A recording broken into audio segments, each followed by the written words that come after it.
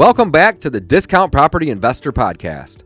Our mission is to share what we have learned from our experience and the experiences of others to help you make more money investing like a pro. To jumpstart your real estate investing business, we invite you to Real Estate School. Real Estate School is the coolest place on the planet to learn how to get started investing in real estate. It's really cool to be a part of Real Estate School. To learn more, go to www.reiskool.com. Thanks for tuning in. Hey guys, welcome back to the Discount Property Investor Podcast. I am your host, David Dodge, and today I am joined by two fellow mastermind members, two really good friends of mine, two awesome real estate investors, and today we are going to break down a deal that we did, share a win, and talk about how you all can follow in our footsteps and do deals just like the one we did here. So I want to welcome Mr. Matt Kamp and Vince Hall. What's up, fellas? Yo. Hey. Excited to be on, dude. Yeah. Welcome. Guys, thanks for being here. I really appreciate you guys for coming on. Again, awesome deal. You know, we're just here to share some wins here today. Love having you guys in the mastermind group and getting to work with you guys. I work with Matt already with Deal Machine. I work with Vince already with both of the companies that Vince is running and helping build, Call Porter, as well as Ballpoint Marketing. These guys are amazing. But essentially today we are going to be talking about a deal that we did. Who found the deal? Yeah, man. Vince, I think. I did. Yeah. Dude, how'd you find this deal? So I'll put a little podcast blurb in here. So I do a podcast called the Next Deal Podcast with Justin Dawsey as well. Great show. Basically, man, I was just sharing reels on my personal Instagram account of the podcast. And a realtor buddy of mine had a property that, I mean, it was a shit show, right? He's like, there's no way this could ever be on the MLS. He couldn't even get people to get into it. And so he was like, man, who could do this with me? And he's like, oh shit, Vince, because he saw one of these reels of the podcast, right? So he reached out to me and he's like, hey, I got this property. It's in Chesterfield. It's on 3 acres. You know, the house is going to need to be torn down. I need you to come see it. And I was like, oh yeah, man, you know, let me know the address. Like, you know, I could probably come see it this week. And he's like, no, like today. You know, like you need to come see it today. So Matt and I, you know, thankfully we had the openings to go view the home together. And yeah, that was we met Adam there. Had the 3 acres. The lot was beautiful. The house was, you know, in shambles. And we were like, okay, what do we do next? Right. You know, that's when we called you, David, and said, you know, hey dude, we got this. And you were like, you need to lock that up right now. I don't care, you know, what it takes, get it under contract. We'll give them some earnest money. Like, you were so excited about it. And I was like, well, if Dave's excited about it, we're going to be excited about it too. And that's what we did. We got it under contract immediately. So we were, you know, owners by contract. And then, you know, Dave's like, hey, I'll market this thing. We'll get this done. And so hold on, let's back up a sec. Yeah. So Brent, so the lead came in from networking and just telling people what business we're in. This is one of the best lessons for anybody listening or watching this. If you are new to the game, and these guys aren't specifically new, but regardless, if you are new to the game, tell everybody what you do. If nobody knows what business you're in, you're not going to have a good business or get any leads for your business. So Vince was posted on social media that he's looking to buy houses. That's it. Don't overthink this. A friend of his said, I got one that's going to be hard as the whole traditional listing brokerage thing. It needs a ton of work.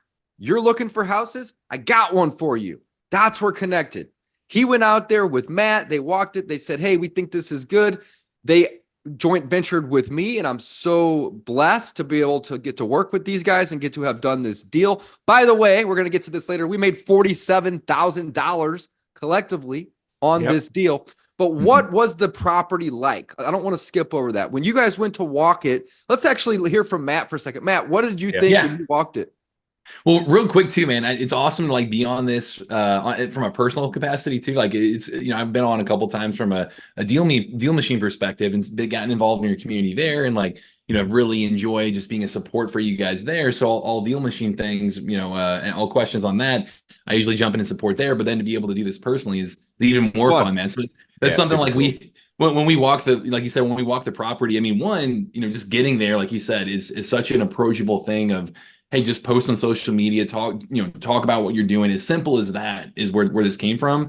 You know, Vince, you know, coming in with me and going on the appointment. I mean, we were being very real with Adam, the real estate agent, kind of talking through, hey, what we're thinking. But man, it was in rough shape. It was like Vince said. I mean, he said, hey, get there right now, walk through, and we found, I mean, all kinds of just crazy stuff that it's something that you know that individual family was going through, where we're helping them out of a hard situation. We're able to really. What was the situation?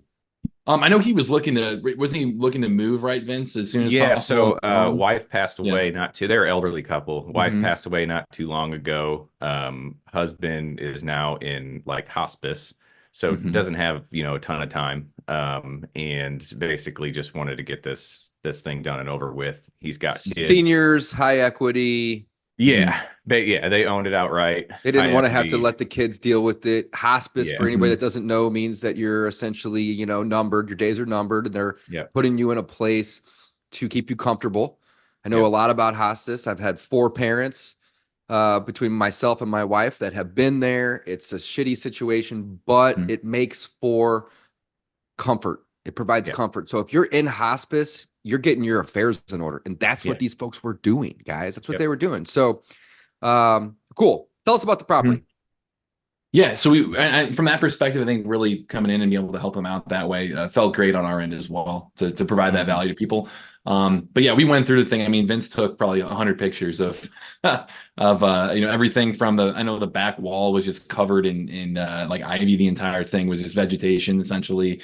When you go through it, I mean, it was gonna be either a full demo or, you know, take off the roof and really reorganize the whole thing, and then, you know, build on top of it. You know, I know Dave, the thing that on our end, like when we approach him, we're like, hey, I think we've got an opportunity here, and you getting excited, really looking around the area and figuring out like, hey, you've got, you know, 3 acres in a neighborhood in Chesterfield. That's, you know, that's not easy to find. It's an A-class neighborhood. Yeah, exactly. Yeah, you're surrounded, surrounded by 7-figure plus properties. And then you've got this opportunity of this fixer or even a, you know, full demo where you can come in and really start fresh for somebody. So all the stars kind of align there of being able to find the right, you know, a person we can really help out sooner than later. You know, you were an awesome guide, kind of talking us through you know, really the process and helping us get to that point, and having your local network, and you know, Vince bringing the deal to the table. Like all the things kind of came together there. I love it. So I'm sorry, Vince, go ahead. Yeah, I was going to say the house itself, guy. Like, I don't know if we can provide you some pictures, Dave, and you can put this on there when you edit it and stuff, just to kind of show people. Yeah, we'll drop some pictures in here. Like, just like there's poop in the house from like dogs and pee stains, and that were never cleaned up. You could like they've been there for months. You know, cobwebs. So we were thinking like, is it a tear down? Possibly a tear down? Could it be a pop top?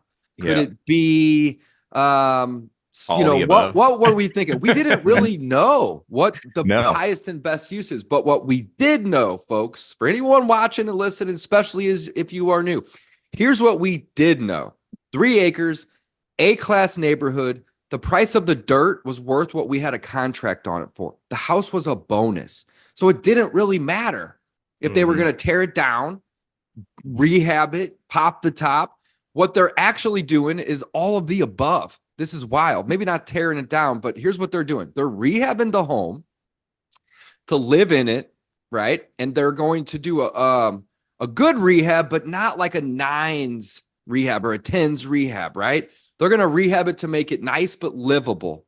And then in a couple years, they're going to build their dream home 150 yards back, 3 acres, lots of land. Cool. And then they're going to rent out the front house to their mother-in-law or parents, or just let them live there. However that situation works is on them. And then put a pool in and essentially have it be big master or new build in the back, pool and mother-in-law suite. And then later, when the parents are no longer around, turn that into a giant freaking pool house. That's the plan, which is going to be the biggest pool house in the history of pool houses. Right. It's like a 3 or 4 bedroom home, right? Yeah, But yeah. that's the plan. They love it. Win across the board. I want to get to the wins here in a minute because there's so many of them. Let's talk numbers here, guys. How, what were the numbers on this? What did the sellers want? And then what did the conversation with Adam, who was Vince's friend from social media and whatnot, ask, and where did we land? Yeah. So when Adam contacted me, he's like, dude, this is a gem of a property. The land alone, like you kind of talked about, is worth it. He's like, it's going to be a full rehab or a demo. He's like, seller really wants 410. So, I came to him and said, okay, well, we'll get a kind of a visual inspection. We'll make our offer. And Adam is a good friend of mine. And I was like, hey, like realistically, what do you think, we could probably offer? And he was like, just give me an offer. He didn't want to like give me any numbers, just give me an offer.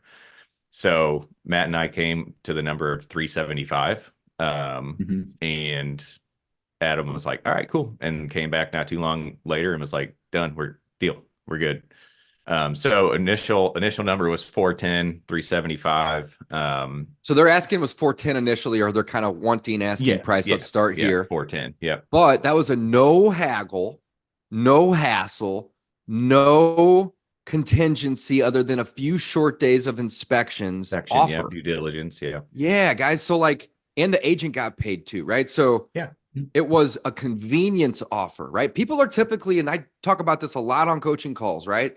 People are looking for 2 types of different motivation, 2 types of problem solving, or 2 types of goals to achieve when they're dealing with real estate.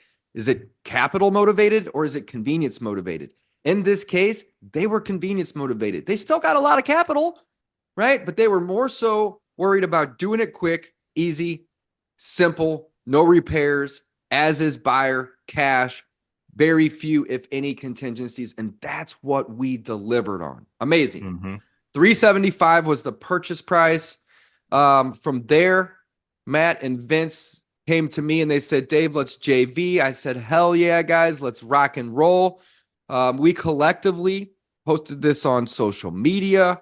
We called and texted out and emailed out some of the buyers that we were already all working with. I even went the extra mile on this one. Contacted as many builders as I could find within my own network, within my acquaintance network. I probably contacted 20 or 30 builders on this particular one because I thought the highest and best use, because again, as Matt mentioned earlier, one of the properties next door has an ARV of like 1.75. Yeah, it was high. That was a monster house. It was a monster. So we're thinking, hey, somebody could easily build $1 million house here. Charge 1.75 after, paying us and still make a couple $100,000, hundreds of thousands, right? So that's what we thought. And we just put it out to everybody. Essentially, we casted a very wide net.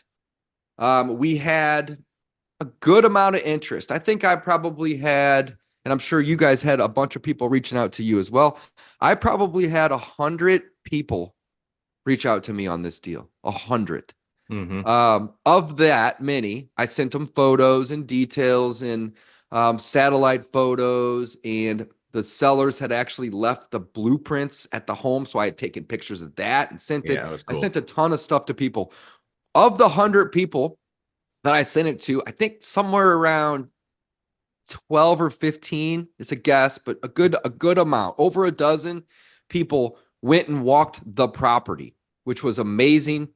And we ended up landing on a buyer who was essentially, well, first and foremost, let me back up. We got 3 offers on this property. We got, so the 375 was the purchase price that we paid collectively. We ended up selling it for 4.25. So it was a $50,000 gross spread, but we had offers at We had a 405. 405. Yeah. I think another one at 410. 410. Yeah, somewhere in that ballpark. 410 or 415. And then but they were both investor buyers. Yeah. And they were cash buyers. And then there was a third and final offer that came in. And this all happened, guys, by the way, relatively quick, like probably within a week, 4, 5, 6 days, something like that. Yeah. And we just closed on this, 3-4 weeks ago, guys? This is super recent. Yeah, it's like mid-March. Right? Yeah. But anyway, the last and final offer that we got before we accepted and closed the option for people to look and bid was 425, and they wanted to make it their forever home. Now, it wasn't ideal for us as investors to sell to them, even though they were 10 grand over our other offers, because they were using a loan and we were wholesaling. And if you are new and you don't understand why, when you're wholesaling a deal, it's really amazing and beautiful that we can buy and flip properties without having to actually close and fund them, right? But whenever the buyer uses a loan, sometimes the lender will require you to own it first. So we were like taking this risk, selling it to them, knowing that we may have to buy it before we could sell it. But in the end, because of our friends over at Investors Title, build good relationships. Another good lesson here, folks. They didn't require us to fund it. The lender on the buyer side didn't know that we didn't own it. They just let the deal fall where it fell, and it worked out. Long story short, they used a loan. It was a loan to buy it and fix it. I don't know the exact term. 203K, I think the loan's called. Yeah, I think 203K. that's what it is. 203K loan. Yeah. I've never done one, but something Me like either. that. So they got one that had a loan on top of the loan to give them financing for funding their rehab. Yes, We closed on it in probably 3 weeks. They wanted to get done a little like earlier. late I think March. we asked for 4 and we got it done in 3. It was 50,000 gross. We only made 47. Why? Why did we only make 47, guys? Got to pay for all the paperwork in the middle. Paperwork, The title, transaction I'll say- costs. Yeah, Investors Title was awesome to work with, I'll say. And I know you one great thing too is you had some plan Bs lined up. You were thinking through, hey, do we need transactional funding if we're gonna have to double close this? Like we kind of were thinking through other exit options, and that kind of weighed into our decision on if this is worth the risk of kind of going with that dream home buyer. But again, Investors Title was fantastic to work with on that. So yeah, and I think too that because we had the transactional funding lined up, I think investors saw that as well, right? The Investors Title Company saw that. Like we had all our ducks in a row. Like there wasn't anything that we missed. So if we needed the transactional funding, it was available. Matt and I collectively, were able to put the funds together to get the transactional funding, proof of funds, and so it was a whole process to get that done. We're taking screenshots of our bank accounts and all those things. It was. But we had to jump through some hoops, but we did for good reasons, though. Just because we wanted to make sure that we didn't let the sellers down, we didn't want to let the buyers down and not be able to get them the deal on the day. So here's full disclosure, guys. I don't want to mislead anybody. We collectively made 47 grand.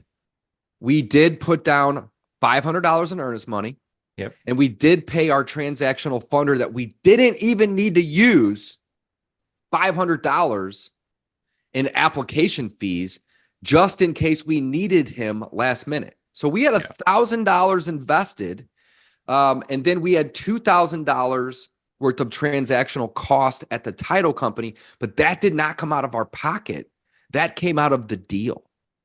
Actually, it was closer to 2,600, 2,800, it was 47 and change, right? Yeah. So $2,500 came out of the deal, did not come out of our pocket. That's where we landed at 47 and change. And then Vince and Matt put up 500 to the transactional lender. I put up 500 for the earnest money. What's that return on investment? Invest 1,000, 3 weeks later, get 47 back. Yeah. I'll take that. Dude, I can't tell you how many times I've talked about that deal where I'm like, you put down 1,000 and you make 47. That's pretty great. In 3 weeks. I mean, the annualized interest on that has got to be in the tens of thousands of percent. Right. Yeah. Unfreaking believable. Guys, what did you learn from this deal? Well, I do want to talk about the transactional funding and us actually giving them the $500 for the admin stuff, right? We got 10, 15 This minutes. this is another thing when, for you guys listening, when you're building these relationships, like I know for Matt and I, for David, it was super important that even though this company provided us the ways to get the transactional funding, it was available and we didn't use them. It's still good to say, you know what, you helped us. We were very thankful for that. We're still going to give you something for your time. So that way, when we go back to that guy and that local lender, they're going to be like, yeah, dude, you guys were so great to work with. You had your ducks in a row. I love that you guys even just gave us some cash for doing what we did. And they're going to remember that. So don't burn any bridges early on. Even though, I mean, I don't think we owed that to them really. But we did, right? We gave it to them. 10,000, 20,000, 30,000, 40,000. Let's take about 2,500 out of there. This is what we made on that deal right there, fellas. $47,000. Amazing. Yeah. Vince, I can't emphasize what you just said enough. In fact, I teach people in my coaching and mentorship program and group that even when you are getting estimates and bids for your rehabs, and somebody says estimates and bids are free, pay them. Mm-hmm. All right. I can't emphasize this enough. I don't care if it's a $30 gas gift card, of $20 Starbucks Home gift Depot card, or $100 Venmo payment. Because if somebody gives you 4, 5, 6 bids for free and you don't end up hiring them, do you think they're going to want to keep bidding your projects? No. Same thing with this transactional lender. We told them from the get-go, hey, there's about a 75% chance we're going to probably need you. But if all the stars align and we can get this 25% chance, we are not going to need you. But we still want you to treat us as if we're going to work together. Right. So if, with that being said, we don't want you to do all this work and move this money into an account and have it ready to be wired and then be upset with us. We want to keep doing business with you. In fact, the lender's a good friend of mine and now, of course, both of yours as well. And we said, what's it going to cost as a minimum in just transaction fees? He didn't even charge us this money, folks. We offered it to him. I literally said, I want to make sure you guys are happy because I hope I don't need to use you. But if I do, or if we do, we want that ability. So yeah, I love that. We paid him the 500 and it turned out great. Let's talk about the wins real quick, guys. How many people won? Matt, take a guess, brother. I mean, the way this lined up all the way around, like everywhere from, I mean, on our end, that's one thing from a lessons learned on my standpoint, just being able to get out there. And again, we preach this all the time on the deal machine front, but leading with action, like finding an accountability partner, finding, real estate school, finding that community to really get involved in, really hold yourself accountable. Like I know Vince and I, we've been catching up forever about, hey, maybe we should do deals together. We've been having lunch for years now in St. Louis. And made more of a commitment in January to say, hey, yeah, let's actually team up and really get out there together and start doing this. And that, simple things as posting on social media probably wouldn't have come from, probably would not have happened without all those other dominoes falling first. But finding that person to hold yourself accountable and hold them accountable together, find that mentor like Dave here where we can come in and JV on that deal, like aligning yourself with that network was absolutely huge. So it was find awesome products like Deal Machine at Ballpoint and Call Porter too, guys. And we use them all. Some nuggets in there about those products as well too. But Matt, I agree. Thank you for the kind words. Yeah, man. So win all the way around. 1/3, real quick. 1/3 of my deals, guys. 1/3 out of 1,000 have been with other people, joint venturing, buying from wholesalers, co-wholesaling, so forth. So you gotta embrace the network and the ability to team up. Didn't mean to interrupt. Yeah. No, that was perfect, man. Yeah, I mean, I think went on both of our ends to go through that, to team up with you. The title company, that was great. I think we treated, like you said, the transaction well. Title company. Yeah, Adam got paid. Adam got paid. And the end seller and buyer. Sellers, 2 of them got paid. Yeah. Their 2 or 3 kids didn't have to. Oh, there's some balloons. I don't know what's going on. Their 2 or 3 kids didn't have to deal with the problem in the property. That's 10 already. Yeah. Okay. Title company, 3 or 4 people over there got paid. Buyers got their dream house. Yeah. Right. They got it. The contractors got hired. Lenders made commissions off selling loans. Yep. Appraisers were hired. Inspectors were hired. Survey companies were hired. I'm probably leaving 10, 12 people out. Yeah. So many wins were created. County taxes got paid. Insurance was taken care of. Utilities were turned back. I mean, so many things, right, were created, and we made 47 grand. Yeah. And you know what's great about this, David? Adam, that same realtor, just sent me another deal yesterday. Dude. Yep. So amazing. Had lunch with him. Yeah. He's So dude, he's a fantastic guy. He gave us every active realtor in St. Louis, their phone number, their email, everything. And Matt and I are contacting them to talk to them and just say, hey, here's what we're doing. Here's why we're doing it. Here's where we're buying. And you better believe there's like a list of 3,500 realtors that have done 5 deals or more, and we're reaching out to them. It's amazing. So do whatever you can to just talk to people, network. If you don't open your mouth, man, you're never going to get a deal. And speaking of that too, like this very house that I'm in, and we don't have to go into details of this. I bought this very house that I'm in because I went to a garage sale looking for a power washer and asked them, hey, can I buy the house too? Did you get the power washer? And here I am. Yep. So there's the garage sale. So I bought about 5, 6, 7 houses that way myself. Garage sales work. Yeah. It's amazing. Estate sales, garage sales, you name it. We even launched a little tiny subsidiary of House Sold Easy called Junk Removed Easy. We don't do a ton of marketing, but basically what we do is we arbitrage it. So somebody will call us and say, hey, I need some junk removal. And we got lawn care guys and tree guys and junk removal guys in our list of networks. And we'll usually, if it's a big project, we'll go bid it.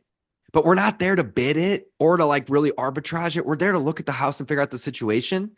And then I did one the other day. All right. I haven't done a ton of these, but I've done a few because this is a new thing. We've only had this idea and this actively going for maybe 8 months, right? But I did one the other day where I made $1,000 arbitraging it. I went out, I bid the project at $3 grand. I had my lawn care guys do it for $2 grand. And then I bought the house. The lead came from junk removal. I don't own a truck. I don't do that type of work myself, but it's just an in. Yeah. And that's what a garage sale is. It's an in. That's what an estate sale is. It's an in. So Vince, awesome, dude. That's amazing. Very, very cool. Yeah. Yeah. What was the biggest win or the biggest lesson, guys? What was the biggest lesson? Man, I would just say like trust the process and just keep your cool during it. Like there are a lot of things that can feel scary or, unknown. But just trust the process. Like the title company's gonna have your best interests in mind. Like all these other entities and things like that, they're working with you, not against you, and just trust what's going on. 100%. 100%. Matt, what was your biggest lesson, buddy? Man. Yeah, I mean, I think on my end, it was just a really good example of, hey, use your network. If you don't have one, join a community and really surround yourself with the right people. Don't feel dumb reaching out. Like there are no dumb questions. You're in the learning process. Like get out there and be able to just start relying on other people. And when you do find those people that you really connect with, treat them right and really go like Dave said, above and beyond to really help out everyone you touch there. So it's a person game in the end, real estate. So man, I love it. Awesome answers, guys. I'm going to share mine real quick too. And I know we're getting low on time here. My biggest lesson was the amount of dollars you can make per hour in this business is astronomical. I remember one of the days I was out in Park City, Utah skiing, and this was about 4 days before the closing. And I was getting blown up, not so much by Matt and Vince. They may have called me a few times just to ask questions, which was great, but I was getting blown up by the lender of the buyer. I was talking to the agent on the deal. I was talking to the buyers themselves. The lender wanted to know call if we were David, signing or if we were double closing. And I'm like getting off a ski lift, like trying to deal with all these problems. And I was like, man, this is so frustrating. But then we got $47,000 for the win. And in hindsight, it's like, that wasn't really that difficult. There's obviously some frustrations that come into deals whenever you're dealing with problems. But the lesson is that we get paid, and we get paid handsomely, to just solve problems, guys. That's really all we are doing here. Yeah. One more thing I want to add for those that are new and listening here, welcome, of course. Why did we need a transactional funder? We kind of skipped over that and what it is. What is a transactional funder? Transactional funder just helps fund transactions. They're not necessarily long-term lenders. They'll usually fund for an hour up to a week, give or take, if needed. You need a transactional funder when you're double closing. Why did we choose to double close this deal instead of a sign? Because we were making 50 grand, right? And I was worried as well when I was out skiing that we may have to pivot to a signing. And I didn't necessarily know if the buyer was going to, get upset with us, the fact that we were making 50 grand. They didn't care. They wanted this lot. They wanted this home. They wanted this property. It was their forever home and property. And in the end, we ended up telling them, hey, we got this at 375. We're selling it to you at 4.25. We're going to double close it. We should have just assigned it in hindsight, but we're going to double close it. And we got transactional funding lined up. If it costs us, I think it was going to be like $5 or $6K to do it. Fine, no problem. We'll pay for it out of our end of the deal. We didn't end up needing it. But again, I just didn't want to leave any doors open for any listeners. Like, how did that work? Or what did these things do? So sweet. Awesome. Yeah, guys, thank you for being in the group. Thank you for being on this podcast. Thank you for trusting me to partner on this deal with you and to help get this across the finish line. You guys did the hardest part. I just help with the marketing and facilitating. Finding the deal is really the most challenging part. And even that isn't hard. Vince, you made some Facebook posts. I'm not undermining this by any means, but that's not hard. Anybody can do that. Right. Yeah. So but anybody listening, not rocket science. That's hard. Go ahead, Vince. I didn't mean to cut you off. Yeah. Doing it consistently. That's the hard part. Be consistent. That's the hard part. It's not hard. It's just stop watching TV and doing all this BS, guys. Just focus and do the marketing. So cool. Guys, I know we got to head out. One more minute. What's some parting words for the audience? Like, if you guys are in the audience listening and watching to this episode, like what was something that you would love, to hear as a listener here? If you're trying to get your first deal or get started in the game. Can be consistent.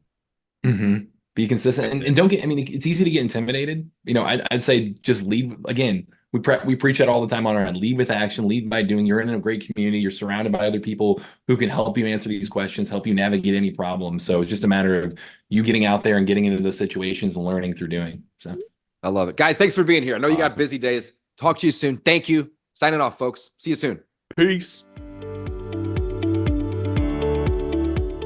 Thanks for tuning in to the Discount Property Investor Podcast. If you enjoyed this episode, please leave us a review. It would mean the world to us. Seriously, please go leave us a review. I would totally do it for you.